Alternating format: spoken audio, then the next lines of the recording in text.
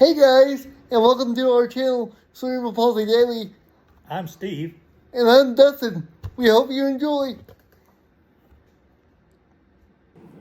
Before the video starts, I would like to say a big thank you to my friend and head coach, Derek Hill, for always believing in me and for also doing this interview. I really appreciate everything he's done for me, and I really appreciate the opportunities he tries to give me.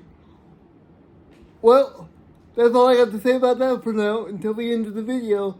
So don't forget to like and subscribe. Hey guys, and welcome back to Cerebral Palsy Daily. Today we got an interview with my friend Derek. He's also the head coach of the football team I help. Okay, first question.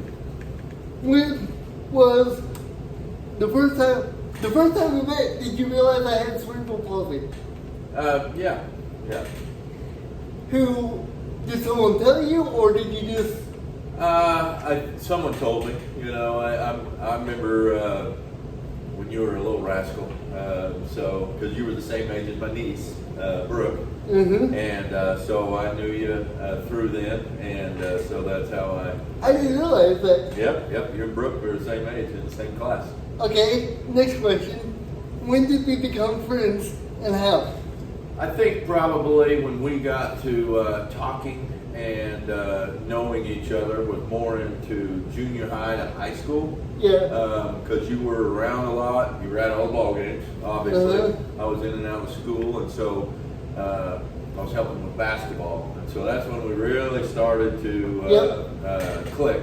And then our Coach Smith, you know, he had you a lot. And so just kind of the interaction really started junior high, but really I think when you got to freshman year did we really start to interact and start to get a bond a little bit. Coach Smith taught me a lot about football. He's the reason why I got interested in football. You bet. Well, he knows a lot, I'll say that. Yes. When we weren't doing homework, he was teaching me about football. He was writing on the whiteboard, X's and O's, and teaching me where things go. And yeah. He's got a lot of offensive things hidden in that head of his. He knows a lot. Maybe that's where I got my love for offense. Yeah, for sure. Because he never really talked about defense as far as I can. Yeah. He was the opposite of you. I think his philosophy was we're just going to score more than them anyway. So if you don't keep them out of the end zone, we're just going to score more than them. Yep. Okay, next question.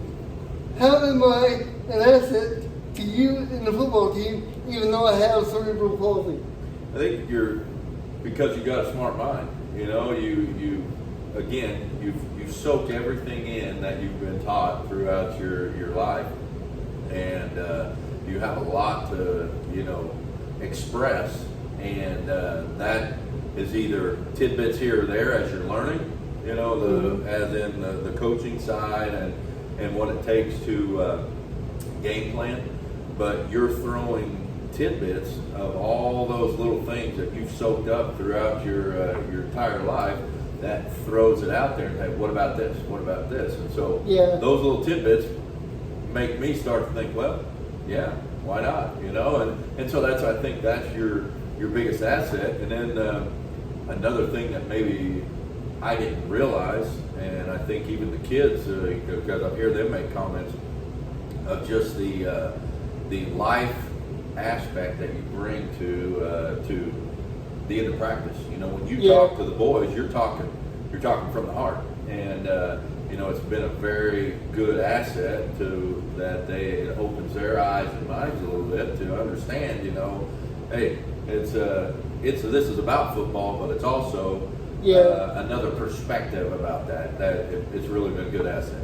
Well, glad the boys enjoy it.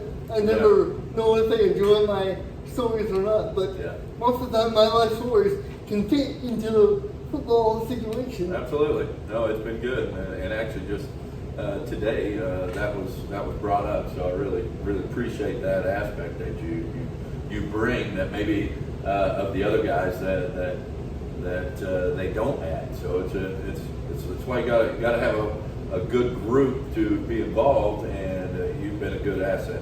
Well, thank you. All I wanted to do was help you. Yep. When you You called have. on me, that's all I wanted to do was help you. Any way I could. You help me, you're helping Miller football, and that's the whole point. Okay, next question.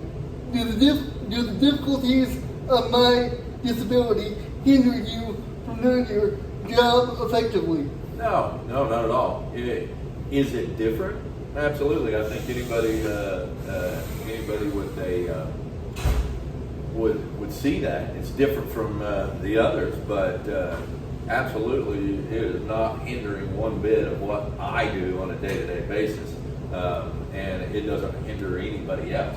The only thing is I wish there was a better avenue to get you at all games, and that I think that's the only hindrance, not to me, Yeah. but it's a hindrance to yourself. Yeah. And I hope someday that we can be able to accommodate wherever we go, and that's our goal. Yeah. Yeah.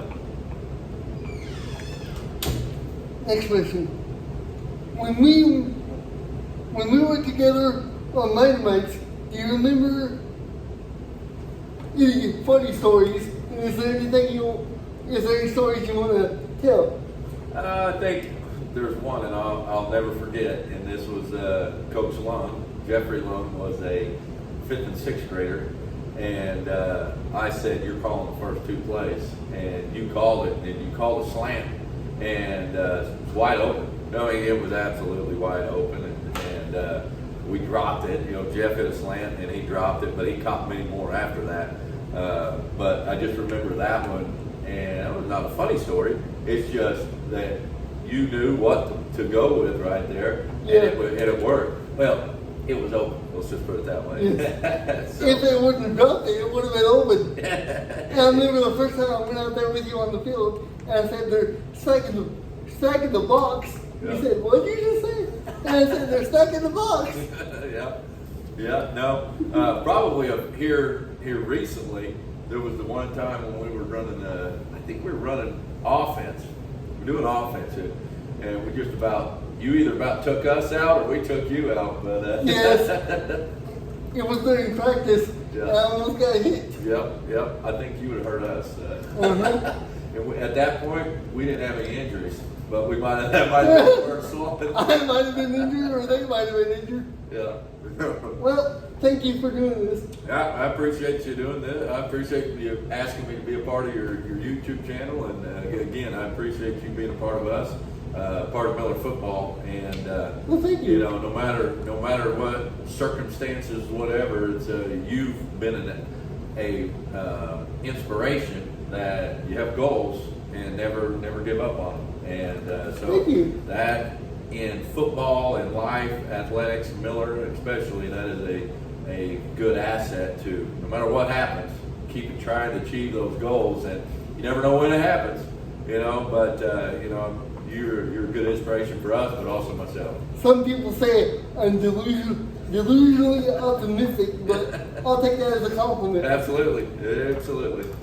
That's why I always text you after a loss and try to say something positive. 'Cause Well,